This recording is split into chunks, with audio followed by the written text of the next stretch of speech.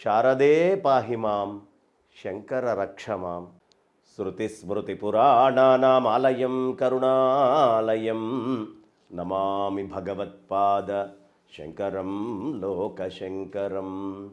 అజ్ఞానాం జాహ్నవీతీర్థం విద్యాతీర్థం వివేకినాం సర్వేషాం సుఖదం తీర్థం భారతీ తీర్థమాశ్రయే. విద్యా వినయ సంపన్నం వీతరాగం వివేకినం వందే వేదాంత తత్వజ్ఞం విధుశేఖర భారతీం. మనందరికీ ఒక 50-60 పైన పెద్ద పండగలు రావటము అనేది తెలుసు. కానీ ఈ 50-60 పండగల్ని మనం చేసుకుంటున్నాము అంటే దానికి కారణభూతమైన మూల పురుషుడి గురించి కొంతమందికే తెలుసు. ఇవాళ్ళంత బొట్టు పెట్టుకుంటున్నామన్నా, లేదు అంత భస్మధారణ చేస్తున్నామన్నా, బయటికి వెళ్ళి జై హనుమాన్ అనో, శ్రీ మహాగణాధిపతయే నమః అనో, ఏ దేవుణ్ణి, ఏ భగవంతుణ్ణి, ఏ క్షేత్రానికి వెళ్ళి మనం కొలుస్తున్నామన్నా, ఈ వైదిక ధర్మం ఇవాళ కొద్దో గొప్ప నిల్చొని ఉంది అన్నా, దానికి కారణభూతులైనటువంటి వారిని చాలామంది తెలుసుకోకుండా విస్మరిస్తున్నాం. మన పండగలకు కానీ, మన వస్త్రధారణకు కానీ, మన ఆచార వ్యవహారాలకు కానీ, దేనికైనా మనందరికీ ఆద్య పురుషులు ఆదిశంకర భగవత్పాదాచార్యుల వారు. ఆ ఆదిశంకర భగవత్పాదాచార్యుల వారే కనుక లేకపోతే మనమందరం బుద్ధం శరణం గచ్చామి, సంఘం శరణం గచ్చామి అంటూ బౌద్ధంలోకి వెళ్ళి వేదాలని నిందిస్తూ ఉండేటటువంటి వాళ్ళం. నాస్తికో వేద నిందకాహ అంటే నాస్తికులమై తిరుగుతూ ఉండేవాళ్ళం.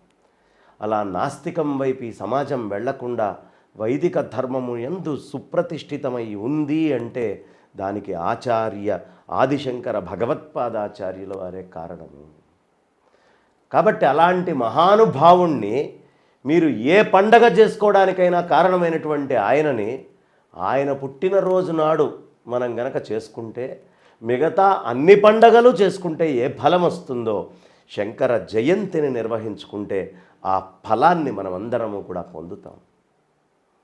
కాబట్టి దిగ్విజయంగా శంకర జయంతి ఉత్సవాల్ని నిర్వహించుకుందాం.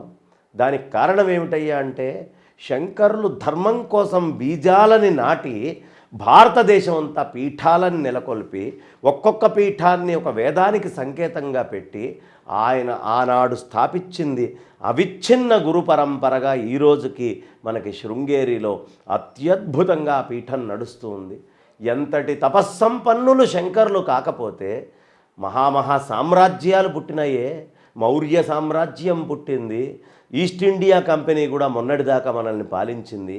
అనేక మంది నవాబులు వచ్చారు, కృష్ణదేవరాయలు, శివాజీ, ఎంతమంది చక్రవర్తులు రాలేదండి ఈ భూమి మీదకి. వచ్చిన వాళ్ళు స్థాపించిన రాజ్యాలన్నీ 200-300 సంవత్సరాలకి మట్టి కొట్టుకొని పోయినాయే. అలాంటిది ఎంత దీక్షా దక్షత ఉంటే జగద్గురువులు స్థాపించినటువంటి శృంగేరి జగద్గురు మహాసంస్థానం ఈ రోజుకి మన కంటి ముందు ఉంది అవిచ్ఛిన్న గురు పరంపరతో. ఇంతకంటే ఎక్కువ కాలం ఉన్నటువంటి ఒక అడ్మినిస్ట్రేషన్కి సంబంధించినటువంటి సంస్థ లేదు. కాబట్టి సనాతన వైదిక ధర్మానికి అవసరమైనటువంటి బీజాలని శంకరులు ఏ స్థాయిలో వేశారో మనకి ఈరోజు మన పీఠాలను దర్శిస్తే మనకు అర్థమవుతుంది. అలాంటి ఆదిశంకర భగవత్పాదాచార్యుల వారి జయంతి ప్రతి ఇంట్లోనూ జరగాలి. ఒకవేళ చేసుకోకపోతే విశ్వాసఘాతకులమవుతాము.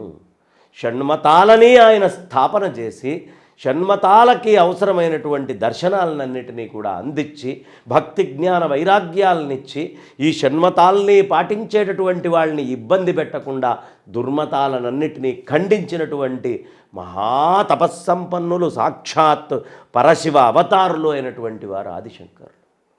కాబట్టి అలాంటి శంకర జయంతిని దిగ్విజయంగా చేసుకుందాం. ఎలా వినాయక చవితి ఇంట్లో బయట అన్ని చోట్ల చేసుకుంటామో శంకర జయంతి కూడా ప్రతి ఇంటి ఇంట బయట అన్ని చోట్ల చేసుకుంటూ ఉండాలి. అందులో భాగంగా శృంగేరి జగద్గురువుల ఆశీస్సులతో ఈ వైశాఖ మాసంలో అంటే మే 1, 2022 ఆరంభం చేసుకొని మే 12, 2022 దాకా 12 రోజుల పాటు దిగ్విజయంగా శంకరాచార్యుల వారి జయంత్యుత్సవాల్ని మనమందరము నిర్వహించుకోబోతున్నాం.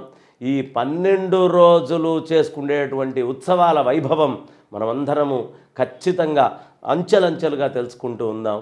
ఈ శంకర జయంతిని హృదయంలో మనమందరం బస చేసుకొని ప్రతి ఇంటా శంకర జయంతి చేసుకుందాం.